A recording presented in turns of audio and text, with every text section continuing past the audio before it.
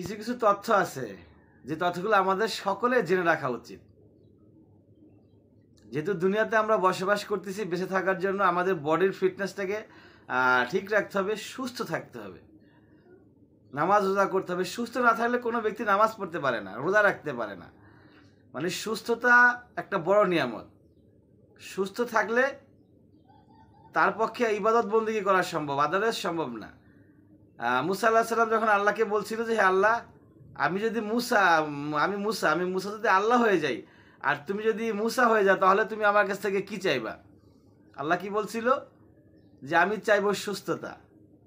তার মানে সুস্থতা হচ্ছে পৃথিবীর সবচেয়ে বড় নিয়ামত। তা আমাদের বাঁচার জন্য এই জিনিসগুলো জেনে রাখার দরকার, যে কি কি কাজ করলে আমরা সম্পূর্ণরূপে সুস্থ থাকতে পারি। যেমন ধরেন রাতের বেলা, সব বিষয় নিয়ে তো আলোচনা করা সম্ভব না, টুকটাক একটু আলোচনা করব। রাতের বেলা কলা খেলে খুব ভালো ঘুম হয়। কলা যদি আপনি খান রাতের বেলা, তাহলে খুব ভালো ঘুম হবে। তবে আরেকটা বিষয় লক্ষণীয়, কলা খেলে কিন্তু মশার আক্রমণ বাড়ে। আপনি মশা থেকে প্রোটেকশন নিয়ে নেবেন অবশ্যই। ডেঙ্গু চলে, মাঝে মাঝে ডেঙ্গু হয়, এখন ডেঙ্গুর সিজন মেবি চলতেছে। তো এই ডেঙ্গু থেকে বাঁচার জন্য অবশ্যই মশার প্রোটেকশন নিয়ে নেবেন। আর ভালো ঘুমের জন্য অবশ্যই রাতের বেলা কলা খাওয়ার চেষ্টা করবেন ইনশাআল্লাহ তাআলা।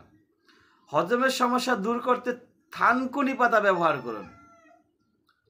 আমাদের হজমের প্রবলেম হয়, আমরা খাওয়াটা হজম হয় না, সেটার জন্য থানকুনি পাতা ব্যবহার করতে পারেন। কিভাবে খাবেন?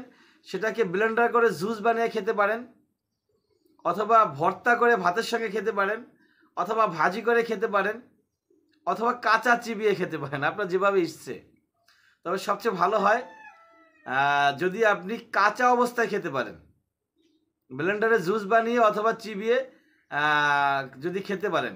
ভর্তা করলেও সেটা কাঁচা অবস্থা ভর্তা করবেন, একটু কাঁচামরিচ, একটু পেঁয়াজ, একটু রসুন মিক্স করে তারপর যদি ভর্তা করেন, খুব টেস্টি হয় এটা। এভাবে টেস্টি করে আপনি ভাতের সাথে খেয়ে নিতে পারেন ইনশাআল্লাহ তাআলা। আপনার পেটের হজম শক্তি খুব দ্রুত মহান রব্বুল আলামিন বাড়িয়ে দিবেন। পেটের চর্বি কমাতে নিয়মিত লেবুর পানি খান। আমাদের পেটে অনেকেই চর্বি আছে, পেটের সমস্যা আমরা অনেকেই ভুগি। এই পেটের চর্বি কমানোর জন্য লেবুর পানি খেতে হবে। আর লেবুর রস পানিতে মিক্স করে শরবত, মোট কথা লেবুর শরবত খেতে হবে। সেখানে খেয়াল রাখতে হবে চিনি, সুগার এটা কম দেওয়ার জন্য।